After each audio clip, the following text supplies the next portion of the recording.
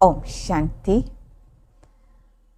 गीता जयंती का शुभ अवसर आ गया और चारों तरफ गीता के महत्व को लोग समझ रहे हैं और साथ ही विभिन्न परिचर्चाएं कर रहे हैं। तो गीता ज्ञान सचमुच अत्यंत महत्वपूर्ण है। अगर इस सत्य ज्ञान को समझा जाए तो सारे विश्व में शांति आ सकती है। तो आइए हम देखते हैं कि किस तरह से विश्व शांति इस संसार में इस सत्य ज्ञान ला सकता है। गीता ज्ञान संपूर्ण अहिंसक है और अहिंसा और शांति का आपस में संबंध है। लेकिन कितनी बड़ी विडंबना है कि लोग समझते हैं कि गीता ज्ञान सुनकर अर्जुन ने हिंसक युद्ध किया, जबकि ऐसा है ही नहीं।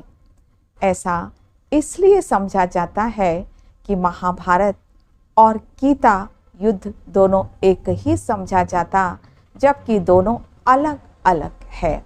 आइए हम पहले श्लोक से ही देखते हैं। धर्म क्षेत्रे कुरुक्षेत्रे संवेता युवत्सः मामका पांडवश्चैव किम कुर्वत संजय। यहाँ हमको यह समझना होगा कि क्षेत्र का अर्थ क्या होता है। भगवद गीता में ही 13वें अध्याय में पहले श्लोक में बतलाया, इदम शरीरम कौन्तेय क्षेत्र मित्यभिधीयते। अर्थात हे अर्जुन, यह शरीर एक क्षेत्र है। कहने का अर्थ कि क्षेत्र के दो अर्थ हैं, एक तो मानव मन और दूसरा जो क्षेत्र कुरुक्षेत्र जिसको कहा गया वो सारा संसार। तो आज हर मानव मन में अच्छाई और बुराई के बीच युद्ध हो रहा है, लेकिन इस अच्छाई और बुराई के बीच युद्ध पर वही विजय प्राप्त करता है जिसका परमात्मा की ओर ध्यान है, परमात्मा से प्रीत है, जो शुद्ध बुद्धि है, वही पांडव कहलाता है। अर्थात यह गीता ज्ञान पांडवों को सुनाया गया, पांडवों को दिया गया। दूसरी ओर जहाँ महाभारत युद्ध अर्थात सारा संसार जाति, धर्म, भाषा इसके आधार पर हिंसक युद्ध भी कर रहा है, वो परमात्मा के इस गीता ज्ञान को नहीं सुनता। अगर इस सत्य गीता ज्ञान को सुना जाए जो कि अहिंसा का पाठ पढ़ाता है, तो सारे संसार में शांति हो जाएगी। लेकिन वो कौरव यादव इसके योग्य ही नहीं हैं, क्योंकि भगवद गीता बार बार यही कहती है कि काम, क्रोध, लोभ नरक के द्वार हैं, तू इसको मार डाल। जय शत्रु महाबाहो काम रूपम दुरासदम। अर्थात हे अर्जुन, ये काम विकार तेरा दुश्मन है, तेरा शत्रु है, तो इसको मार डाल। अर्थात आज जो सबसे ज़्यादा समस्या का कारण है, दुख का कारण है, यही विकार हैं। और इन विकारों से मुक्ति के लिए यह भगवद गीता हमको रास्ता दिखाती है, मार्ग दिखाती है, और उसका मार्ग है योग। इसीलिए गीता को योग शास्त्र कहा जाता है, ना कि युद्ध का शास्त्र।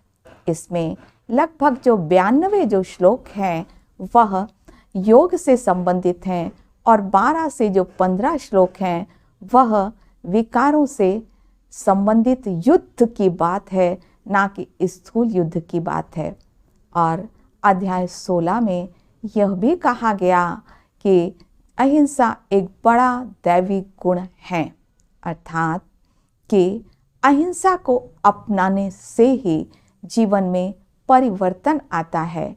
इसीलिए उसी अध्याय में कहा, अर्जुन तू दिव्य गुणों से संपन्न है, तू युद्ध जरूर करेगा।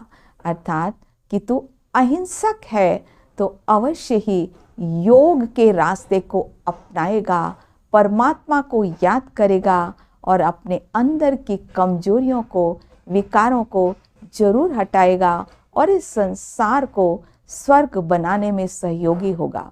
क्योंकि हमें दिखाई पड़ रहा है कि कलयुग अंत की ओर है, विनाश की ओर है। ऐसी विकराल समस्याएं चारों ओर दिखाई दे रही हैं।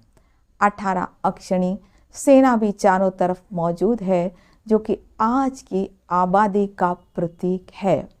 काम विकार इतना ज़्यादा बढ़ गया है जो पहले कभी नहीं था, इसीलिए काम विकार को दुश्मन कहा गया।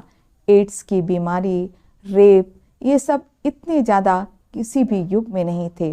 अर्थात आज के समय में ही यह गीता ज्ञान महत्वपूर्ण है, जो स्वयं परमात्मा ही आकर दे रहे हैं, और हम अर्जुन हैं, हम आत्माएं हैं। तो गीता ज्ञान आत्मा और परमात्मा के बीच में संवाद है। तो गीता ज्ञान सुनाया गया 5000 वर्ष पहले, और 2500 वर्ष पहले इसको शास्त्र के रूप में लिखा गया। तो जयंती वास्तव में जो परमात्मा ज्ञान सुना रहा है उसकी है, ना कि यह शास्त्र की है। अर्थात हमें इसके अंदर जो भी बातें लिखी हैं उनको समझना है, उनको अपनाना है, और सत्य योग को अपने जीवन में प्रयास करना है, अभ्यास करना है, जिससे यह संसार बहुत सुंदर बन जाएगा। अगर हम यह समझेंगे कि इस ज्ञान को सुनने के बाद अर्जुन ने युद्ध किया, तो इससे वैसे ही समाज को बहुत नुकसान हुआ, क्योंकि बलि दी जाने लगी, बलात्कार बढ़ गए। और रशिया में जो केस था, एक व्यक्ति ने स्वदर्शन चक्र बनाया और उसे का गला काट दिया। तो हमें ये सत्य समझना है कि गीता विश्व शांति का संदेश देता है, अहिंसा का संदेश देता है।